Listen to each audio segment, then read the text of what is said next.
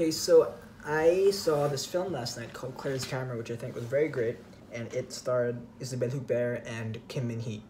It was the 20th film of prolific South Korean director Hong Sang-Soo, and it was such a fun movie. It was a very short movie, and it was actually, I think, well, it's the middle film of this trilogy of sorts that came out last year. All three movies came out in 2017, and I think almost all of them screened at the Cannes Film Festival.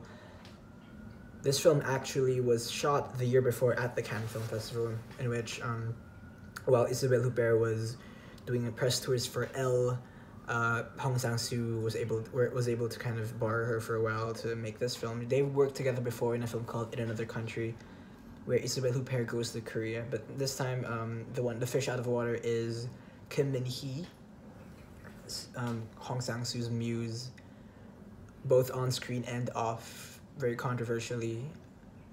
And these three films tackle that muse-artist relationship, in which there is, in some sense, a lot of internal conflict with particularly an artist falling in love or having an affair with one of his co-workers. Now, these three films act in the same kind of Hong Sang-Soo-ish, Hong Sang-Sooian aesthetic, featuring those common zooms and featuring a bunch of conversations, really, of people drinking alcohol and getting drunk and eating food, and just moving from place to place doing those things in some variation or another, and all of them have little narrative conceits, little narrative tricks. The most straightforward of which I think might be On the Beach at Night Alone, but I think all three of them are much more straightforward than his normal fare. Of the three of them, my favorite one might be The Day After, but I saw Claire's Camera last night, and there is a lot of, on one level, you can enjoy the movie for its very meta take on Hong Sang-soo and Kim Min-hee's relationship, but then there's just something so beguiling about Kim Min-hee and the way it's something about her eyes, I think, that she has this quality with her that she can easily feign joy and happiness while smiling a lot. She does this. She has a kind of smile that you can tell that she's faking it, but she's acting it as she was faking it because she's, in the character. And I don't know, it's hard to explain, but Kim Min-hee is one of my favorite actresses. She was great in The Handmaiden. She's great in the other two films of Hong Sang-soo as well. And this film, I like it so much because it just feels, in some sense, it does feel quite slight compared to many other films in general, and it's hardly over an hour. It's like a 69 or so minutes, 70 minutes, I think, 70 something, but there's something about actors it might have something to do with familiarity, but then when you have two actors that you very much adore, that you are a big fan of, seeing them interact is in itself a kind of satisfactory pleasure.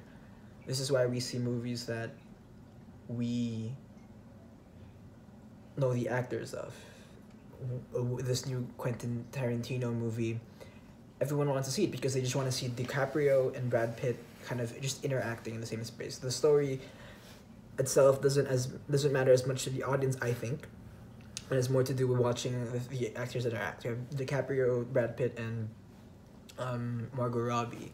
Same thing with this one. When I see Kim Min-hee, someone who I already have a lot of affection for and I'm a big fan of, mixing together with Isabelle Huppert, who had worked with Hong Sang-soo before on In Another Country, but that alone sells the movie. And just as you would expect, their charismatic personalities shine through in this film in a way that transcends any kind of plot or narrative conceits that Hong Sang-soo is trying to present here. That doesn't mean that it doesn't have any kind of emotional foreground. and narrative or emotional heft to it. You know, it is about a woman who is trying to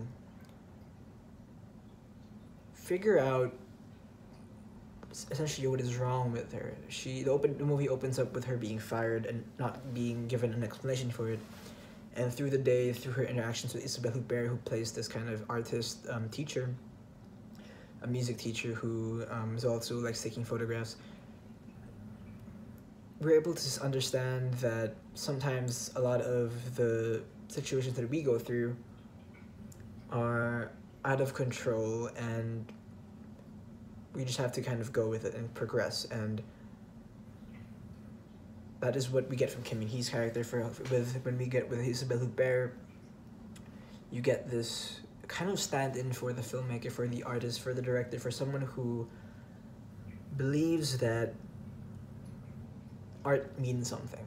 That she says, when I take a picture of you, you change in some way. And that's why I like taking pictures.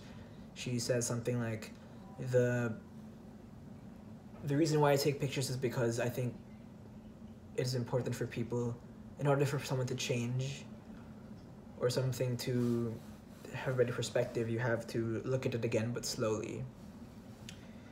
And that really kind of sums up these whole trilogy of films, which all kind of deal with the affair and aftermath of Hong Sang-Soo's actual personal relationship with Kim Min-hee. It's about taking a pause, making something, and then taking a step back and watching it again. It's about, in our lives, we sometimes need other methods in order to assess and analyze what went wrong, what is up, what is the problem. And for this film, he says that's what art is for. Art is for learning about oneself. And learning about oneself requires one to pause and reevaluate. And I think that's essentially what this movie was kind of showing through the eponymous camera of Claire, which, you know, anyway, I think it's a great film. Claire's camera, I think it would help to see the other two, or it'll be fun to see them all three together and see how they work together. But I'm a big fan of this film and Hong Sang-Soo and all the actors involved, and I highly recommend this movie. You should check it out.